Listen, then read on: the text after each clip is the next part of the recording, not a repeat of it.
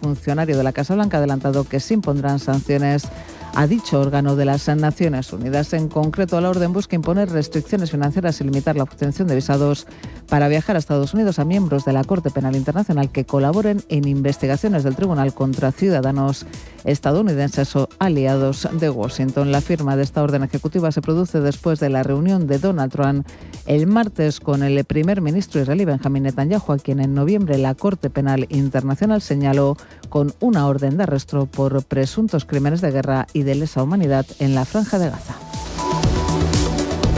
Continúan escuchando Radio Intereconomía. Pueden seguir informados en intereconomía.com.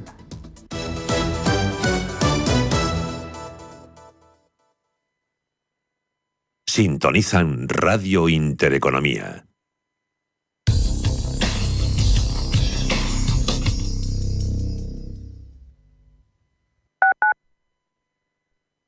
Radio Intereconomía. Información económica en estado puro. Alquilar con seguridad suena imposible, pero con Arrenta es totalmente arrentable. Protege tu alquiler al mejor precio con Arrenta. Correduría especialista líder. Urbanitae es una nueva plataforma de inversión inmobiliaria que te permite invertir a lo grande con cantidades pequeñas. Uniendo a muchos inversores, logramos juntar el capital suficiente para aprovechar las mejores oportunidades del sector. Olvídate de complicaciones. Con Urbanitae ya puedes invertir en el sector inmobiliario como lo hacen los profesionales. Pulso geopolítico, actualidad y análisis diario de los principales conflictos internacionales, estrategias geopolíticas y sus impactos en la economía, la política global y la reconfiguración del orden mundial. De lunes a viernes a las 2 de la tarde, Pulso geopolítico, en Radio Intereconomía. Los viernes a las 10 de la noche tienes una cita con otro gato, El Gato Gourmet.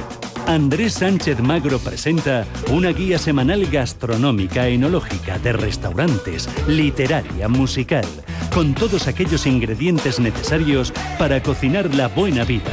El Gato Gourmet, los viernes a las 10 de la noche aquí, en Radio Intereconomía. Las noches de lunes a jueves, en Radio Intereconomía, te convocamos a Disidencia Deportiva. Un programa diferente, independiente, apasionante, disidente y deportivo. Disidencia Deportiva, de lunes a jueves a las 11 de la noche, tu tertulia de deportes en Radio Intereconomía. Radio Intereconomía, la radio de los negocios para estar bien informado. Eres lo que escuchas.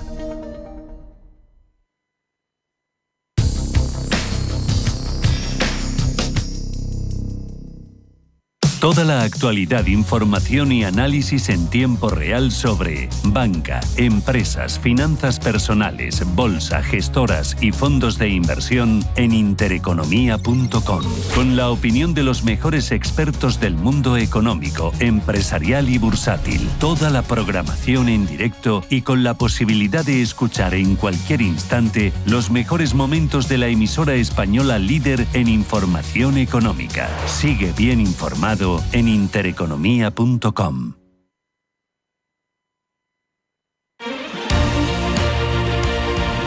Radio Intereconomía. Eres lo que escuchas.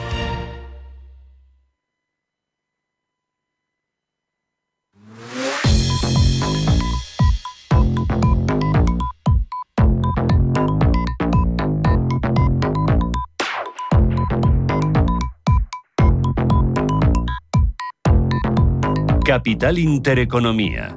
Invertir en futuro. Y como cada día hasta ahora ponemos una compañía, una empresa en el foco, en nuestro radar, y lo hacemos hoy con un aniversario porque Google está celebrando el 20 aniversario de su servicio de Maps.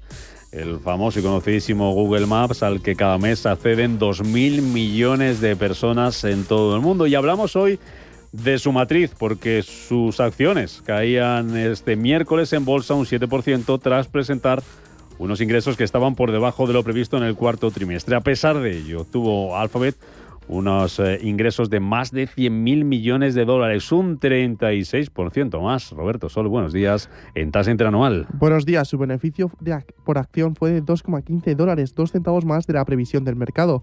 También destacó su gran beneficio atribuido de 26.536 millones de dólares, un 28% más interanual. Debido a estas fortalezas, su CEO, Sundar Pichai, cree que ha sido un gran trimestre. We delivered another strong quarter in Q4, driven by our leadership in AI and our unique full-stack approach. We are making dramatic progress across compute, model capabilities, and in driving efficiencies.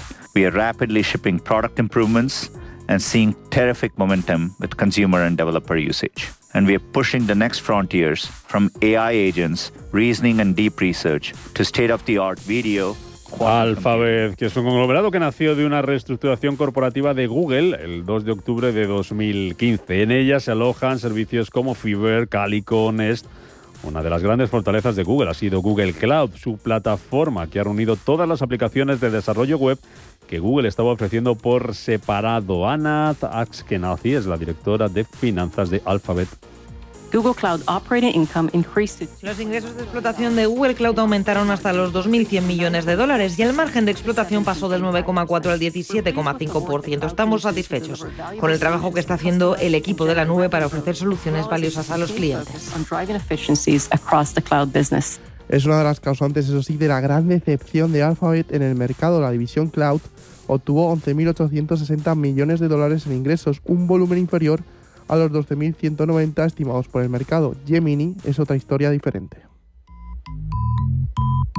Pues Gemini, que es el modelo de lenguaje de inteligencia artificial que presentó Google en mayo de 2023, fue la gran apuesta de 2024 y este año, Roberto, no va a ser diferente. Alphabet anunció en su conferencia para inversores que destinará 75.000 millones de dólares en gastos relacionados con la inteligencia artificial, de los que muchos acabarán siendo para Gemini. Así ve el futuro de la plataforma Pichai. En diciembre presentamos Gemini 2.0, nuestro modelo de inteligencia artificial más capaz hasta la fecha, creado para la era de los agentes. Lanzamos una versión experimental de Gemini 2.0 Flash, nuestro modelo de trabajo con baja latencia y rendimiento mejorado. Flash ya se ha desplegado en la aplicación Gemini y mañana pondremos 2.0 Flash a disposición general de desarrolladores y clientes. Flash para desarrolladores y clientes junto con otras actualizaciones del modelo, permanezcan atentos. Como otras grandes tecnológicas, como Facebook o Meta, Google ha tenido varias polémicas con algunos de sus servicios. Una de las grandes de esas polémicas de los últimos años estuvo relacionada con su servicio Google Books. Fue en 2016, en el caso Authors Wild, la asociación de autores estadounidenses contra Google Books. En ella, los autores se quejaban de la digitalización de los libros por parte de la compañía, lo que suponía para ellos una vulneración contra los derechos de autor. La Corte Suprema de Estados Unidos acabó dando la razón a Google.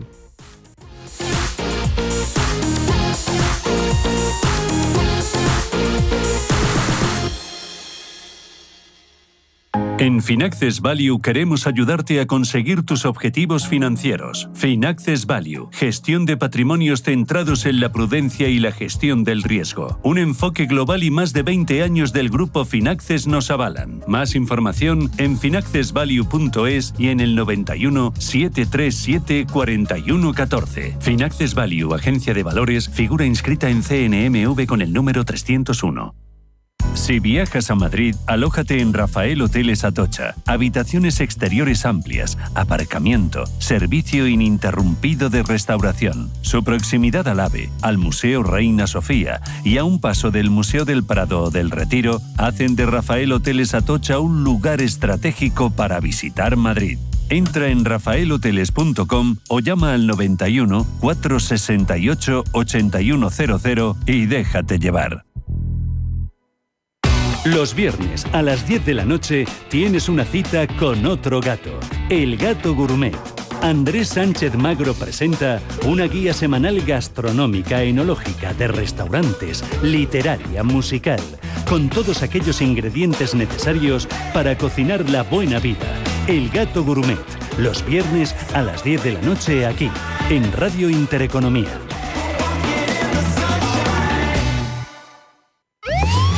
Los domingos, de 6 a 7 de la tarde, entra derrapando por las ondas de la radio el escuadrón más potente, cargado de la máxima actualidad social, explicada tal cual, como es, sin paños calientes, con rigor y afán de servicio público para todos, sin palos en las ruedas. Los domingos, de 6 a 7 de la tarde, en Radio Intereconomía. ¿Quieres saber más acerca del hidrógeno? H2 Intereconomía te cuenta las últimas novedades, avances tecnológicos y entrevistas de interés sobre este medio energético. Los martes, de 11:30 a 12 de la mañana, H2 Intereconomía, presentado por Rubén Gil, tu espacio semanal sobre el hidrógeno. Porque en Radio Intereconomía apostamos por el sector energético y la energía limpia. Capital Intereconomía, con Rubén Gil. Las 10:15 de la mañana, al menos en Canarias, uno de los protagonistas del día, Laboratorios Rovi, se lo venimos contando esta mañana, que anticipaba un resultado bruto de explotación, un EBITDA para 2024, que va a ser entre un 10 y un 15% inferior a lo previsto por el mercado debido, decía la compañía en una nota, a una menor actividad de la prevista en su negocio de fabricación a terceros durante el cuarto trimestre del año pasado. Rovi, que empezaba sin poder cotizar y que ya la tenemos en movimiento, desplome para los títulos de Rovi del 13,5%. Bajan hasta los 57,35 euros por título. Rovi, que va a presentar sus cuentas el 4 de marzo y que en los 9 primeros meses del año pasado tuvo un beneficio de 113 millones de euros, un 4% menos que lo que ganaba en el mismo periodo del año anterior. Hablábamos de Rovi y le preguntábamos por esto esta mañana, en nuestro tiempo de análisis de mercado, en la apertura de las bolsas europeas, a Xavier Brun de Trea Asset Management. Rovi da la sensación que ya ha hecho las cuentas del 2024 y esas cuentas le salen un 10% menores a lo que dice el consenso. Así que lanza un aviso y digan, señores, antes de presentar las cuentas, estas serán un 10%, pienso que seguramente serán un 10% inferiores a lo que el consenso piensa. Entonces, ¿esto qué implica? Si tú rascas un pelín, implica que el cuarto trimestre ese EBITDA ha bajado un 40%. Rovi, protagonista de la bolsa española, cotizando ya en movimiento, caída, como decimos, del 13%, 57 euros 55 céntimos. 10 y 17, buscamos más oportunidades de inversión.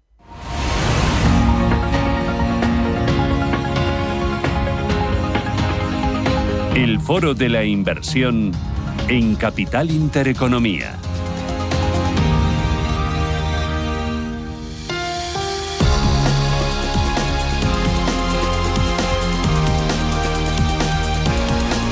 Y dentro de una semana, el próximo viernes 14 de febrero, se celebra el Día Mundial de la Energía. Fue instituido en 1949 por Naciones Unidas para concienciar sobre un uso responsable y eficiente de los recursos energéticos de fuentes limpias y renovables. En este contexto buscamos hoy oportunidades de inversión bajo este prisma con la ayuda de Gonzalo Rengifo, que es director general de Pictet Asset Management en Iberia y Latinoamérica. Gonzalo, ¿qué tal? Bienvenido, muy buenos días.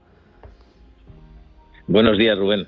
Para empezar, en el marco de ese Día Mundial de la Energía que vamos a celebrar dentro justo de una semana, ¿cómo ve Pictet la importancia de este día en el contexto de la transición hacia fuentes de energía más limpias y más sostenibles?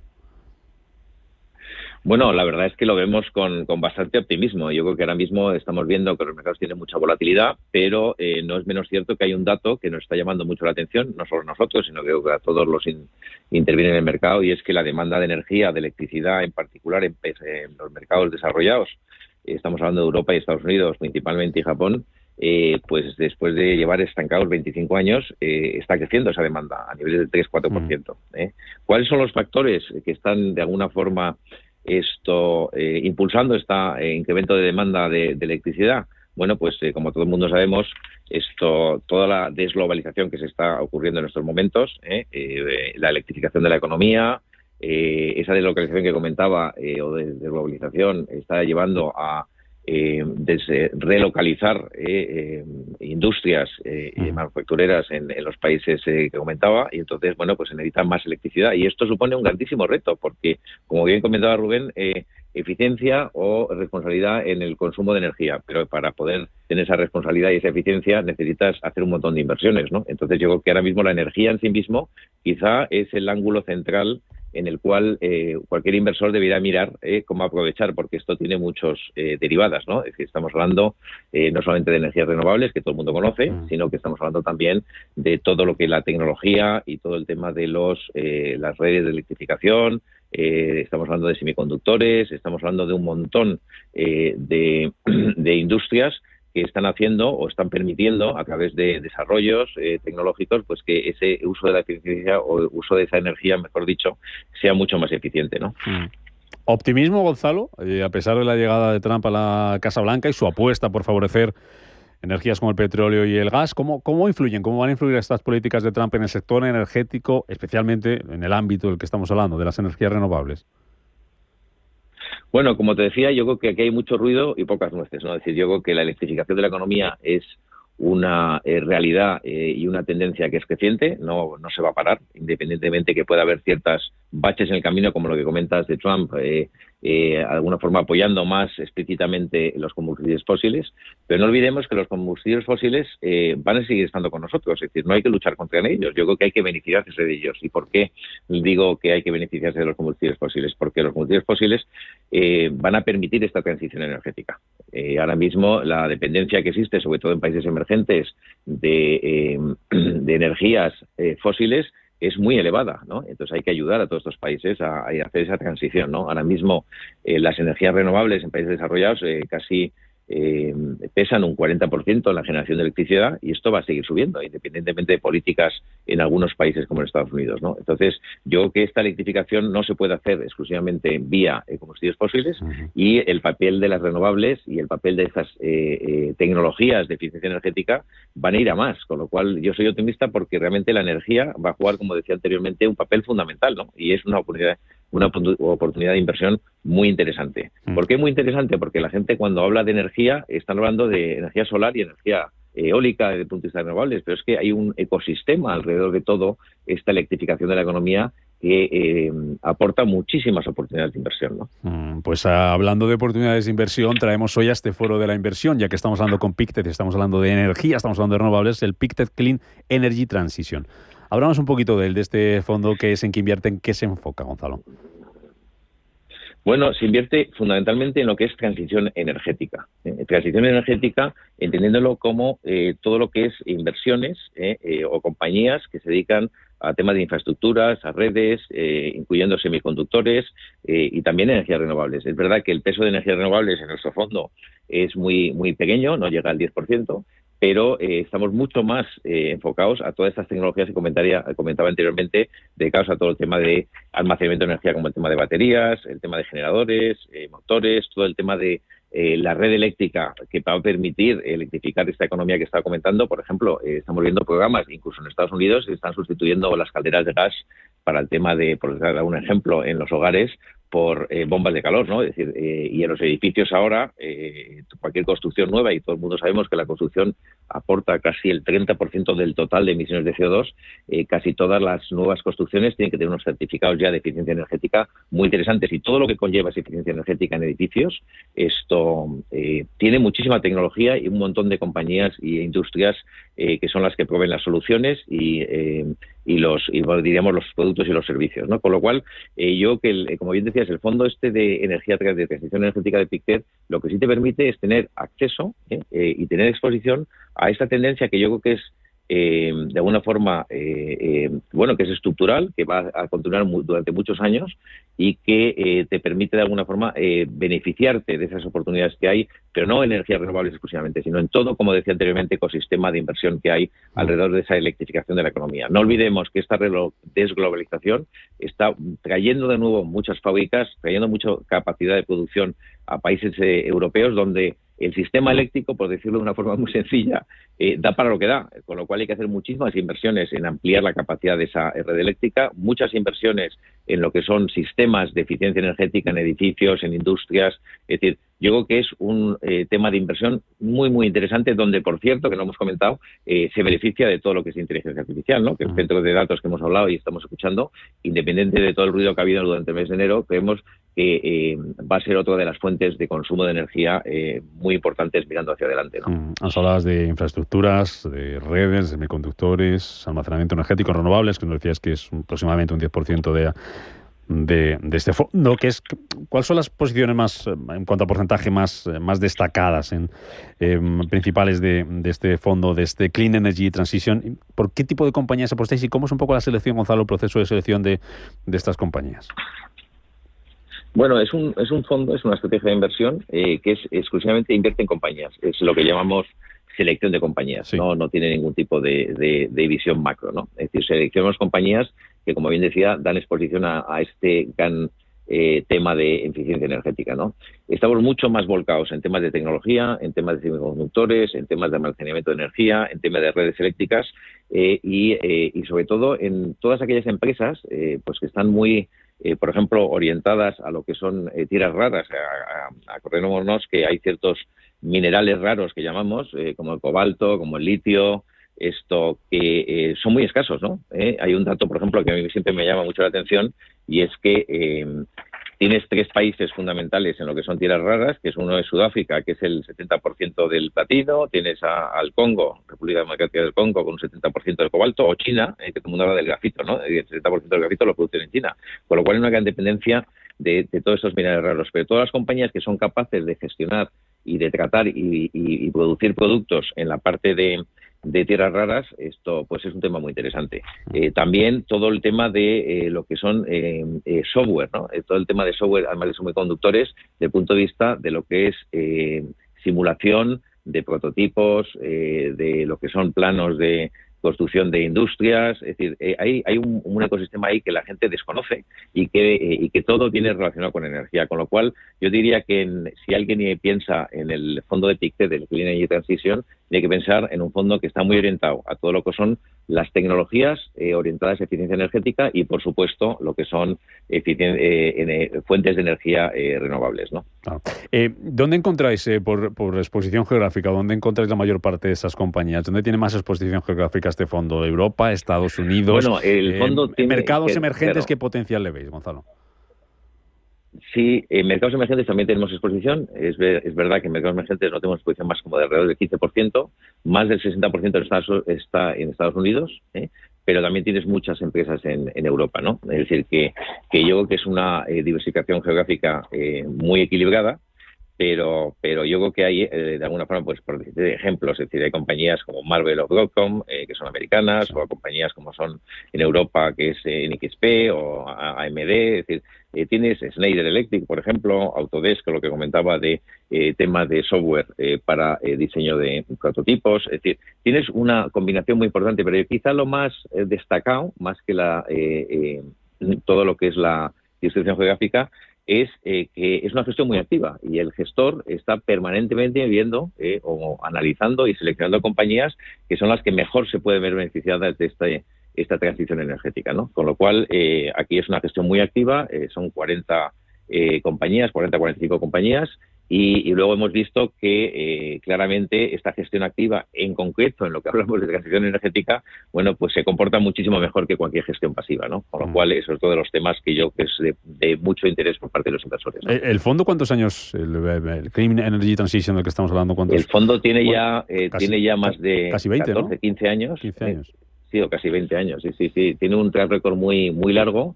Los gestores nuestros son, la mayoría son todos ingenieros, PhD, es decir, con másters, es decir, vienen del sector industrial y tecnológico los gestores que gestionan y seleccionan estas compañías, con lo cual tiene un conocimiento muy profundo. De hecho, por dar una anécdota que quizá nos hace o es simpática, uno de los gestores principales del fondo es un ingeniero asturiano, especialista ingeniero industrial, ¿no?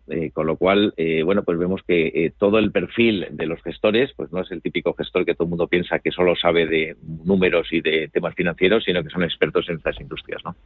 Gonzalo, tú que tienes mucho recorrido como el fondo, ¿cómo ha cambiado la concepción o el pensamiento que tiene el inversor español sobre invertir en transición energética? ¿Cómo está ahora mismo? Pues mira, yo creo que ahora mismo hay cierta fatiga porque todo el mundo de alguna forma asocia el invertir en transición energética en todo lo que tiene que ver con el cambio climático, el tema de ESG, sostenibilidad. Pero la realidad es que es donde mejores oportunidades de inversión existen y sobre todo porque hay una hoja de ruta por parte de reguladores, por parte de los países desarrollados, de inversiones multimillonarias. Acordémonos del el Green Plan de Europa, estamos hablando de 800.000 millones de inversión, ¿no? Es decir, que ya la inversión está comprometida. Los planes y la hoja de ruta está más o menos definida. Las empresas necesitan ser mucho más eficientes energéticamente. Lo hemos visto con el tema de los centros de datos, por ejemplo, como bien sabes, Rubén, los centros de datos, que van a ser uno de los mayores fuentes de consumo de energía, pues necesitan tres cosas fundamentalmente. Necesitan tecnología, por supuesto, necesitan suelo y necesitan energía. Entonces, bueno, pues es un vamos a decir, es un triángulo de necesidades que todo lo que lleva alrededor, pues es un tema súper interesante, ¿no? Pongamos, por ejemplo, el tema de refrigeración de los centros de datos. La gente no es consciente, pero la cantidad de máquinas, motores, baterías, generadores que lleva un centro de datos, esto pues es un tema en donde participan mucho tipo de empresas, ¿no? Entonces, por eso digo que yo creo que el tema de energía es uno de los temas, yo diría, centrales en cualquier cartera de inversión, siempre y cuando, Rubén, pensemos en invertir en el largo plazo. Es decir, pues esto no es un tema que va a pasar de hoy para mañana, habrá baches, como hemos visto, hay volatilidad, pero incluso con la corrección que han tenido el año pasado, porque ya sabes que toda la parte de eficiencia energética, renovables, pues no lo hizo en términos relativos mejor que el índice global, pues yo creo que ahora mismo sí que es una oportunidad muy buena de subirse a una tendencia que claramente va a ser muy interesante y va a ser muy rentable, ¿no? Pues buscando oportunidades de inversión en el sector energético, en la transición energética, en las energías limpias, con Gonzalo Rengifo, con Pictet y con Pictet Clean Energy Transition. Gonzalo Rengifo es el director general de Pictet Asset Management para Iberia y Latinoamérica. Gracias por acercarnos a este foro de la inversión, este fondo, y hablarnos de cómo está la salud de la energía en cuanto a inversión se refiere. Gracias, Gonzalo. Buen viernes, buen fin de semana. Buen fin de semana, gracias.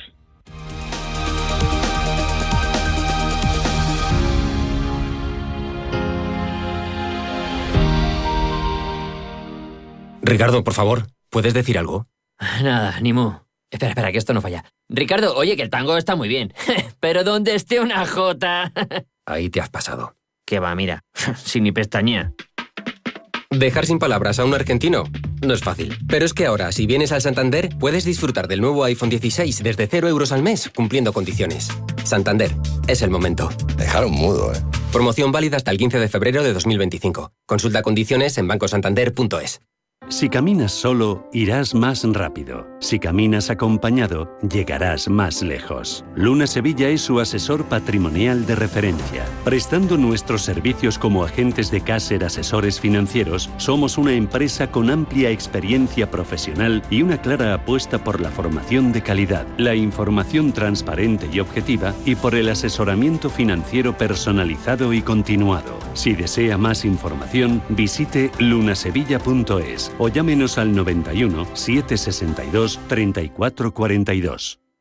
¿Qué tipo de piel tienes? ¿Te la cuidas? ¿Te proteges del sol? ¿Se te cae el pelo o se te hinchan las piernas? ¿Qué perfume puedes regalar? Deja de buscar en internet respuestas confusas, porque ahora en Belleza Capital estarás enterado de todo esto y mucho más. Los sábados de 11 a 12 de la mañana en Radio Intereconomía con Katia Rocha. Capital Intereconomía. Empresas, finanzas, mercados.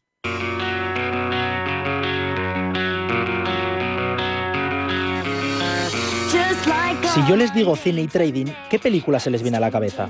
Seguro que para muchos la primera película en la que piensan es El Lobo de Wall Street. Scorsese proyecta una imagen de Wall Street en la que imperan las fiestas, el consumo de estupefacientes y los excesos. Pero, ¿era esta la realidad de Wall Street o es una simple exageración cinematográfica? La razón por la que le llamo hoy John es que acaba de aparecer algo en mi mesa, John. Tal vez sea lo mejor que he visto en los últimos 6 meses. Es una empresa puntera en alta tecnología del Medio Oeste que está esperando la aprobación inminente de su patente para una nueva generación de detectores de radar que tienen amplísimas aplicaciones tanto militares como civiles. Ahora mismo, John, los títulos se venden en el mercado extrabursátil a 10 centavos la acción. Y John, nuestros analistas apuntan a que podrían subir muchísimo más. Sus beneficios por una mera inversión de $6.000 superarían los $60.000. Pues en este caso, la película recrea la situación que vivían algunos traders en el mercado de valores. La falta de ética de muchos agentes de bolsa hizo que miles de personas, sin los conocimientos necesarios, invirtieran sin saber el riesgo que estaban tomando, y así poder lucrarse de ellos. Finalmente, Jordan Belfort acabó encarcelado durante 2 años, acusado de manipulación del mercado de valores y lavado de dinero. Debido a este tipo de estrategias conocidas como pump and dump, las normas en el mercado de financieros cambiaron y se convirtieron en más exigentes.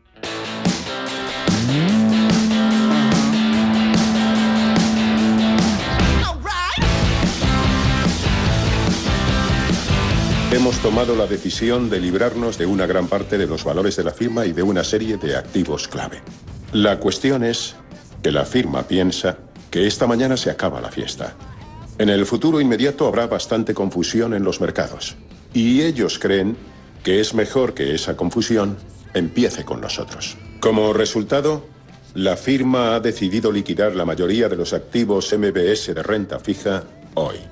Otra película muy conocida y que representa a los tiburones financieros y el inicio de la crisis del 2008 es Margin Call. En la película se cuentan las 24 horas previas a la quiebra de un todopoderoso banco de inversión americano, en donde altos ejecutivos deben decidir entre caer junto al resto de Wall Street o apurarse a vender sus activos y arruinar al mercado con ello. En la cinta muestra perfectamente cómo es el procedimiento de un margin call en la vida real, y así el espectador puede entender de manera clara y concisa las distintas situaciones que se viven día a día en las bolsas. Jack, 30.000 a 3/8 máximo. Puedo tomar posición a 23.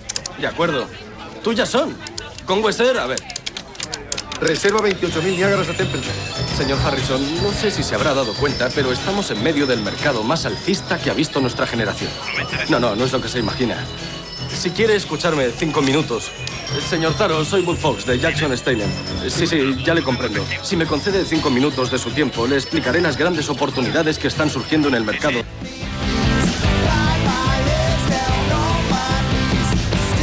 Sin duda, Wall Street fue uno de los primeros blockbusters que trataba sobre la realidad de Wall Street en los previos años antes del famoso crash del 87, la segunda caída más grande de la historia de la bolsa de Nueva York.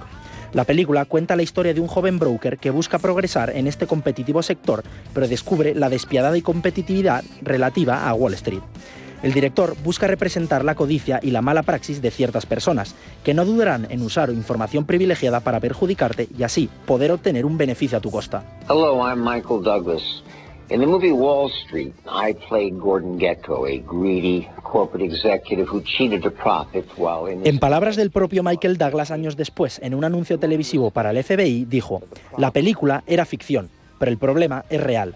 Y es que, pese a que muchos de estos personajes cinematográficos son ensalzados en la cultura popular, representan un problema real que nos hace ver la falta de educación financiera y sus consecuencias en el bolsillo de muchos ahorradores.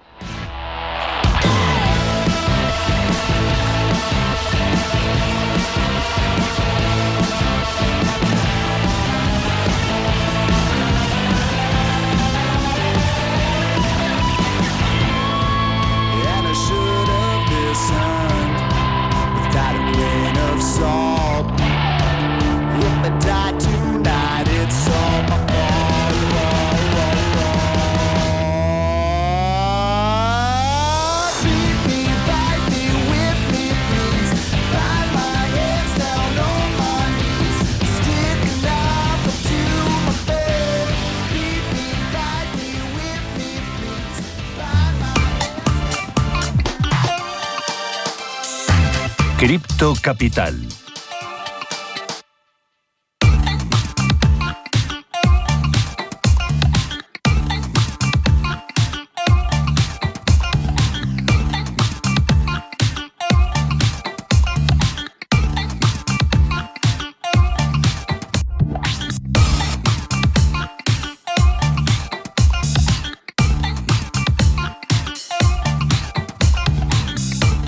Y 38 minutos de la mañana y abrimos como cada viernes aquí en Capital Intereconomía, en Radio Intereconomía, nuestro Cripto Capital. Jesús Pérez, director del Cripto Plaza. ¿Qué tal? Muy buenos días. ¿Cómo estás? Buenos días. ¿Cómo ha ido la semanita? Muy bien. Bueno, esta semana un poco complicada en cripto. Tenemos mucha volatilidad, pero vamos, en general, un año muy bueno, muchas noticias, o sea que muy positivos en general. Bueno, interesante la charla que tenemos hoy por delante porque tiene muchas cosas que contarnos. Normal que tenemos tiempo y no sé si nos va a dar tiempo que nos cuente todo lo que nos puede contar nuestro invitado, que es Joaquín Sastre. Bueno, antes vamos a hablar de muchas cosas, pero vamos a hablar, entre otras, Jesús, para que nos pongas un poco en antecedentes, en situación de cómo bolsas tradicionales como la de Stuttgart está permitiendo ya invertir en criptoactivos. Que esto está yendo deprisa. Sí, está yendo deprisa ya, ¿no? Y ya realmente estamos en un momento de adopción institucional. O sea, esto ya es un activo, como digamos, de primer nivel, probablemente unos activos con mayor liquidez y desde luego una bolsa como la de Stuttgart está en la punta de lanza de innovación. ¿Hay muchas como esa bolsa de Stuttgart que están haciendo ya? Pues yo creo que a nivel de la bolsa de Stuttgart no creo, pero vamos, ya sí que creo que es un tema que ya se está tratando muy en serio en cualquier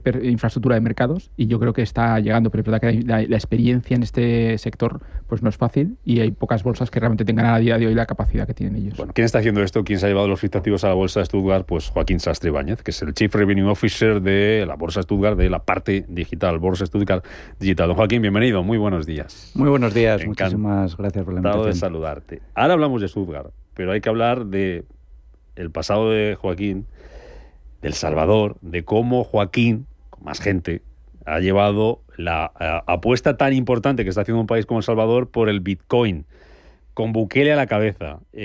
¿Cómo empiezas tú con todo esto de las criptomonedas, criptoactivos, que luego me regaña Jesús, y el Bitcoin, antes de llegar a El Salvador? Por hacer un poco de historia, venga. Bueno, pues como siempre, o casi siempre en estos casos, por casualidad, ¿no? Yo soy ingeniero de teleco. Muy rápido, cuando empecé mi carrera profesional, pues me metí, como muchos otros, en la consultoría financiera y de telecomunicaciones. Y bueno, después de unos años quería cambiar un poco digamos, la carrera profesional y hacer otras cosas un poco más interesantes. Y pues la realidad es que a través de uno de mis mejores amigos, pues pude conocer a una persona que se le llamaba el paciente cero de Bitcoin, un argentino, un emprendedor en serie llamado Wences Casares, que lo que hace en el 2017 es levantar 40 millones, después de haber tenido un montón de éxitos en el mundo fintech.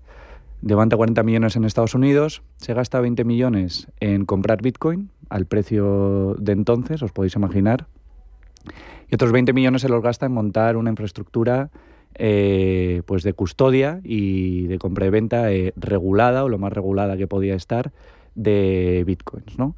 A partir de ahí, pues básicamente montamos lo que luego fue el mayor custodio de Bitcoins del mundo, ¿no? Y custodiaban con nosotros pues los mayores jugadores del mercado en ese momento. El mercado lógicamente ha cambiado mucho, pero gran parte de ellos siguen siendo líderes, ¿no? Y ahí empezamos un poco la aventura de, como hablábamos antes, ¿no? de esta película que a veces te levantas y te crees que parece que estás en una película continua. Después de unos años, pues viene una empresa muy grande que a muchos les sonará, Coinbase, que quiere empezar el mundo ya institucional, ¿no? Y empieza a ponerse serio en ese mundo y nos compra este negocio institucional, la parte de custodia, y bueno, pues se la vendemos en parte. El mundo retail sigue operando independientemente. Esta empresa se llamaba Sapo, se sigue llamando. Y después de esa aventura, pues me llama un tipo que se llama Mike Velshi, que fue el tipo que inventó pues lo de HTTP, de navegar por la web, el primero que desarrolló Google Chrome, bueno, pues un tipo de estos brillantes de California, ¿no? Que había montado pues un custodio que se llama BitGo, que ha acabado siendo uno de los mayores del mundo también. Y bueno, pues después de unos años ahí, Bukele empieza es elegido, empieza con su aventura de un poco desdolarizar un poquito el país.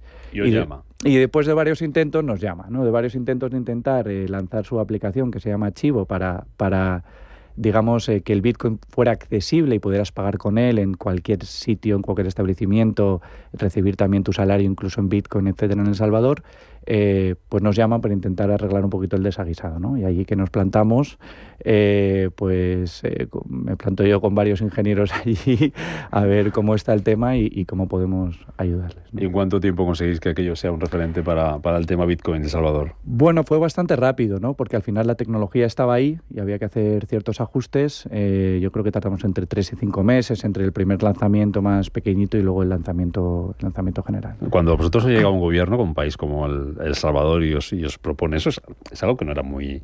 Bueno, sigue sin ser muy normal, a lo mejor hasta ahora, ¿no? Es como una apuesta muy importante y es como un referente a nivel país, a nivel gobierno, lo que está haciendo con el Bitcoin. ¿Cómo lo recibís aquello? Esto a ver. Pues sí, efectivamente tienes razón, ¿no? Es verdad que veníamos con algo de experiencia porque las autoridades ya americanas, al ser nosotros ya un custodio regulado en Estados Unidos, pues ya teníamos bastante trato con ellos, ¿no? Por ejemplo, custodiábamos bitcoins que pues habían sido... ¿no? se habían recuperado de hackeos aquí y allí para la policía de allí, básicamente, pues se lo guardábamos nosotros, ¿no? Entonces, bueno, no nos dio tanto miedo, digamos, ¿no? Es verdad que también la mentalidad, hubo lógicamente un montón de conversaciones internas de si se quería hacer o no. También se pidió permiso a quien había que pedir permiso, ahí lo dejaré, ¿no? Vale. Bueno, pues se decidió hacerlo también un poco por esta actitud emprendedora que también hay que tener en ciertos momentos, ¿no? En este tipo de industrias tan innovadoras, de apostar por ello, ¿no? Y luego, pues es verdad que tienes pues cierta prensa negativa, cosas que no van tan bien, como por ejemplo que cuando El Salvador compró bitcoins a una gran escala, pues el bitcoin, por la volatilidad que tiene, pues bajó, entonces ahí te echan a los leones, ahora ha vuelto a subir increíblemente y entonces ya no te echan a los leones, y hay que tener pues un poquito de tranquilidad y tu bagaje para decir, oye, tranquilos, que hay que seguir para adelante. Pero sí, bueno, como decía antes, un poco pues de película y intentando... No quiero decir improvisar, pero viendo cada día cómo se desarrollan las cosas, intentar utilizando el sentido común. Nadie había hecho esto antes. No había experiencia previa. Y de ahí pasan más cosas en tu vida, imagino, Joaquín, pero llegas a la bolsa de Stuttgart y llegas con las criptomonedas, los criptoactivos, bajo el brazo. ¿Cómo es aquello y en qué punto está ahora? ¿Y por qué la apuesta de una bolsa como la de Stuttgart por los criptoactivos, por las criptomonedas, por el Bitcoin? Pues vamos a ver. Por poner un poco en contexto, la hipótesis cada vez más generalizada es que al final en este mundo de los criptoactivos, si no conseguimos hacer que lleguen a la gran mayoría de la población, hemos hecho un pan con unas tortas. O sea, podemos inventarnos el último token, la última criptomoneda que sea la más eficiente del mundo, que haga virguerías, que como no pueda ser accesible a las personas normales, ¿no?, de la calle, el tema va a estar complicado, porque necesitas una masa crítica muy potente, ¿no? ¿Cómo se consigue esta masa crítica? Y está por ver si esta hipótesis es correcta todavía, ¿no? Pero parece que vamos por buen camino. Esta masa crítica se consigue accediendo a los clientes de las grandes entidades financieras, a clientes de grandes jugadores de mercado que tienen acceso a grandes mercados, es decir, a mucha gente, tanto en el mundo institucional como en el mundo más retail de la gente de a pie, ¿no? Entonces, este movimiento que hizo la bolsa de Stuttgart hace ya mucho tiempo mantiene un poco esta filosofía, ¿no? Oye, si queremos verdaderamente que este mundo del blockchain y todas las ventajas que tiene verdaderamente sea un éxito, tenemos que hacerlo llegar a un montón de gente. ¿Qué podemos hacer nosotros como bolsa de Stuttgart con 160 años de experiencia en bolsas, ¿no? La bolsa de Stuttgart tiene 3 bolsas de valores en Europa, es uno de los mayores grupos de bolsas de valores, tiene un broker, etcétera, etcétera. Es decir, es un player totalmente tradicional. La pregunta fue, a nivel consejo de dirección, oye, ¿qué podemos hacer si esto del blockchain verdaderamente va para adelante? ¿Qué podemos hacer nosotros para ayudar, ¿no? Y la respuesta a ello fue, pues oye, vamos a montar nosotros primero una bolsa de valores súper regulada, súper seria, donde esos intermediarios, que son los grandes bancos que tienen millones de clientes, tengan la seguridad de que si ofrecen criptoactivos, activos tokenizados, etcétera, a través de este intermediario, como puede ser la bolsa de Stuttgart, vamos a estar mucho más tranquilos, no va a haber ningún escándalo y no se va a ir nadie con mi dinero, ¿no? Vale. Entonces esto es un poco la narrativa. Ahora te dejo, pero tienes gente aquí que tiene tantas preguntas para hacerle que no te dejo hablar. Solo una cosa, el regulador de allí, la CNMV de allí, ¿os puso la lista negra o cómo fue la relación con ellos? Gran pregunta. El regulador de ahí se llama BaFin. Porque yo me imagino los de aquí. Entonces, claro, no sé cómo son los de allí. Sí, bueno, hay cosas que no se pueden contar, ¿no? Vale. Pero, y Jesús me está mirando con cara rara, a ver si me echan mañana, ¿no? Bueno, mira, es verdaderamente una gran pregunta, y la parte de regulación la gente pues le aburre un poco más, pero es súper importante, ¿no? Curiosamente, a pesar de lo que pensemos de los alemanes, BaFin, la CNMV alemana, que se llama BaFin, fue el primer regulador europeo un poquito serio, ahí entre paréntesis, ahí lo dejo, ¿no? No todos los países son lo mismo, en escribir y sacar a la luz una regulación súper comprensible que verdaderamente protegiera a los clientes finales, tanto en la intermediación de cripto como en la custodia, ¿vale? Y esto fue un cambio de paradigma absolutamente fundamental para que estemos, por ejemplo, Jesús y yo aquí.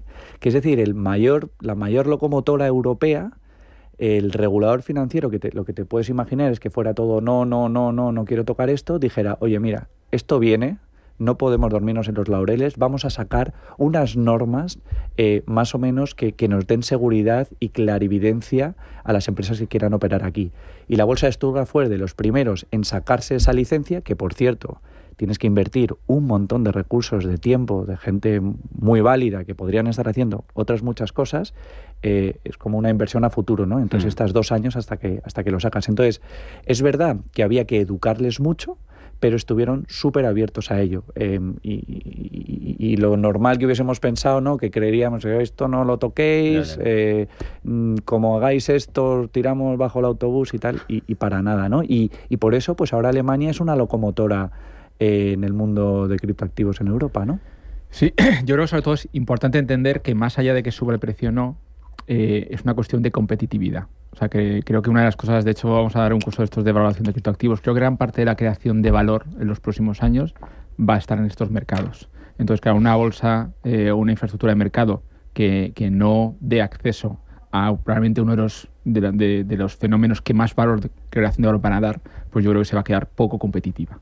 Entonces yo creo que es aquí donde precisamente yo creo que pues sobre todo instituciones donde realmente les importa mucho la competitividad financiera, pues creo que entienden que tienen que estar ahí, tienen que dar acceso a eso y que también va a ser una fuente de financiación también de empresas propiamente allí de Alemania. O sea que yo creo que todo eso, desde luego, y claro, el problema aquí también es que estamos en un entorno donde hemos permitido entrar al retail directamente, el institucional ha entrado un poco tarde y entonces nos encontramos con una estructura un poco diferente a la tradicional de mercados, porque aquí, yo creo que es bueno que lo explique Joaquín. Antes teníamos la bolsa BME, los brokers estaban, como si dijéramos, dando acceso a estas bolsas, tanto BME como otras, pero aquí es que de repente el broker mismo puede tener liquidez, no tenemos quizá las mismas garantías, y yo creo que es aquí donde es interesante que entremos en esta parte, porque son parte de los problemas que hemos tenido en el sector, ha sido quizá de no tener, como decíamos, estas salvaguardas o estos riesgos importantes. Yo creo que es importante que nos expliques un poquito cómo funciona este mundo, por qué podemos ir a Coinbase directamente o podemos ir a Bolsa de Stuttgart. O sea, yo creo que estos conceptos tenemos que tenerlo claro para saber dónde estamos invirtiendo, ¿no?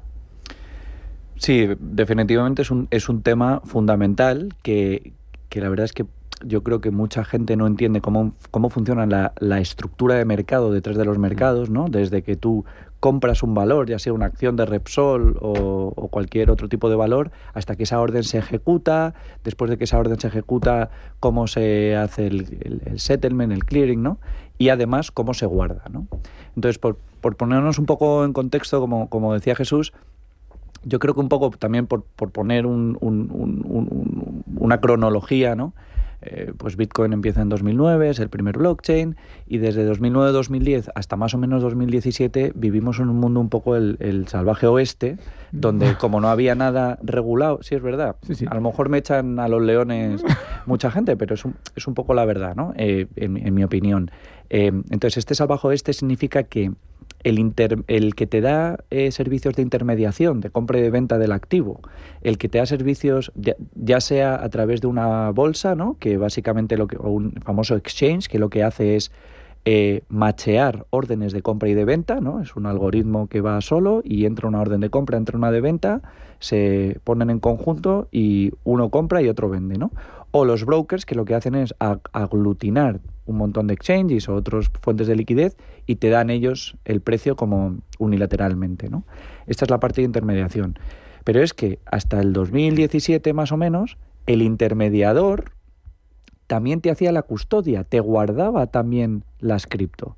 Entonces, claro, eso pone los dientes largos a cualquiera y hasta ahí puedo leer, ¿no? Es decir, oye, ¿qué pasa con FTX? Un ejemplo clarísimo, ¿no? La gran catástrofe que pasó en 2022, pues que FTX, al operar gran parte de su negocio en sitios no regulados, era el intermediario y el custodio a la vez, ¿Qué pasa? Que FTX tiene un hedge fund, un fondo en paralelo, que se dedica a prestar cripto, a hacer negocios con cripto, y cuando las cosas empiezan a ir mal, porque baja el precio de las cripto dramáticamente, empiezan a coger fondos de su exchange, donde la gente estaba intermediando, fondos que ellos guardaban para sus clientes que no podían tocar en teoría, los cogen y empiezan a tapar los agujeros. Entonces, un poco por resumir, es muy importante también, un poco para la gente que se baja las primeras aplicaciones ahora y empieza a meterse en cripto, que estén muy seguros de que la parte de intermediación está totalmente separada de la parte de custodia. Y esto es algo que estamos intentando copiar el regulador y los jugadores pues más serios del mercado, del mundo financiero tradicional, porque no todo es malo del mundo financiero tradicional, ¿no? Entonces da seguridad. Venga, rápido, que me quedan 3 minutos y yo le quiero hacer 2. Sí, bueno, a ver cómo hacemos esto. Otra cosa interesante era también que todos esos Bitcoin que hablabas antes que estaban ahí custodiados por BitGo, son los que ahora supuestamente van a ser la reserva que va a constituir Trump, ¿no? Esos que hablabas antes de que se quedaba el gobierno. Así es. Está por ver. No lo sabemos todavía, pero sí. Oye, yo, 2 cositas. Hablabas un poco de la accesibilidad. Luego, si me da tiempo, comento una cosa. Pero ¿es más fácil o es diferente? Es decir, invertir en criptomonedas a través de una bolsa tradicional, como la de Stuttgart, es diferente a cómo se invierte o invertía antes en una exchange de siempre de criptomonedas, o que cambia algo. En nada. En nada de lo que el cliente vea por fuera, ¿no? Pero cambia muchas cosas por dentro, ¿no? Claro. Detrás de los escenarios hay unos controles, un regulador que viene cada 3 meses y te pregunta cómo has hecho esto y lo otro. Todo está mirado con lupa para que haya el menor riesgo posible y que todo esté, digamos, haya unas murallas chinas entre la intermediación, la custodia, esto y lo otro. Pero a nivel cliente, ninguno, ¿no? Y lo que se está intentando también cuando la bolsa de Stuttgart y otros jugadores parecidos dan servicio a los grandes bancos es que precisamente el banco te dé exactamente el mismo servicio, tan fácil como ha sido hasta ahora en los exchanges más criptonativos. Y para una bolsa, Joaquín, como la de Stuttgart, ¿qué ventajas tiene ofrecer, aparte de lo tradicional de siempre, ofrecer también criptos? Nuevos modelos de negocio, lógicamente, aquí estamos todos para hacer dinero, ¿no? ¿Por qué no decirlo? Y luego, pues, una amplitud de miras en cuanto a qué pasará con las bolsas de valores en el futuro y si todas las bolsas de valores estarán tokenizadas o, como digo yo, blockchainizadas, ¿no? Si este es el camino que creemos que va a seguir, porque será más eficiente, mucho más barato operar, más rápido, los mercados serán 365 días, 24 horas, 7 días a la semana, pues claro, hay que empezar por algún sitio, porque ese cambio no se hace de un día para otro, ¿no? Se tardan 10 años. Entonces, pues poner el pie ya y empezar a aprender sobre eso es muy importante. Oye, ¿no? Vente otro día, Joaquín. Vente otro día que nos vamos. Joaquín, yo encantado. Sastre, Chief Revenue Officer de Bors Stuttgart Digital. Un placer. Tienes muchas cosas que contar, lo has contado muy bien y ha sido un placer conocerlas. Igualmente, muchísimas gracias. Hasta pronto. Gracias. Nos vemos la semana que viene. Jesús Pérez, Cripto Capital. Gracias. Igualmente, muchas gracias. Adiós.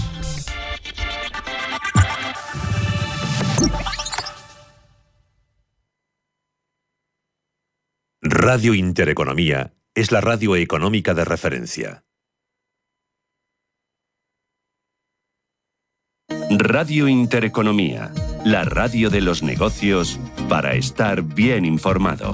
Eres lo que escuchas.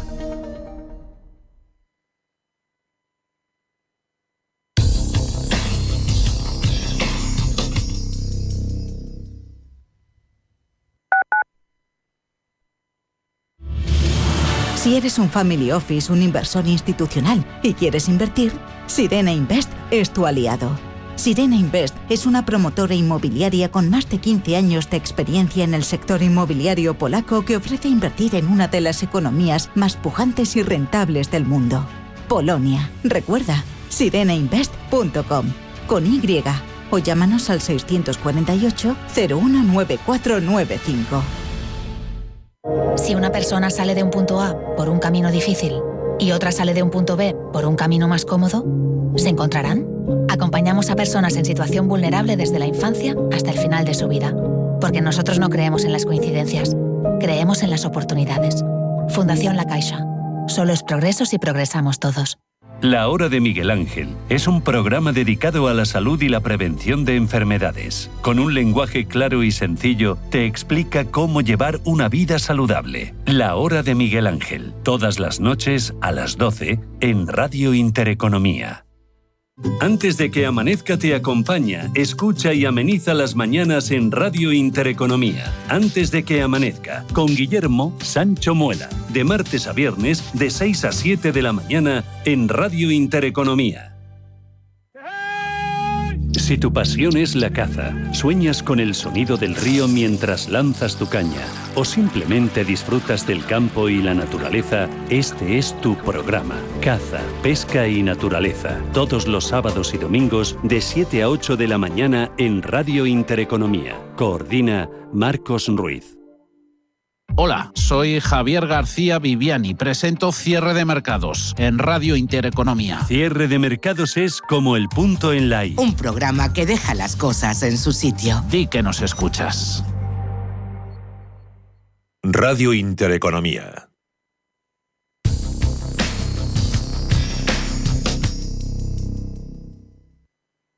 Sintonizan Radio Intereconomía.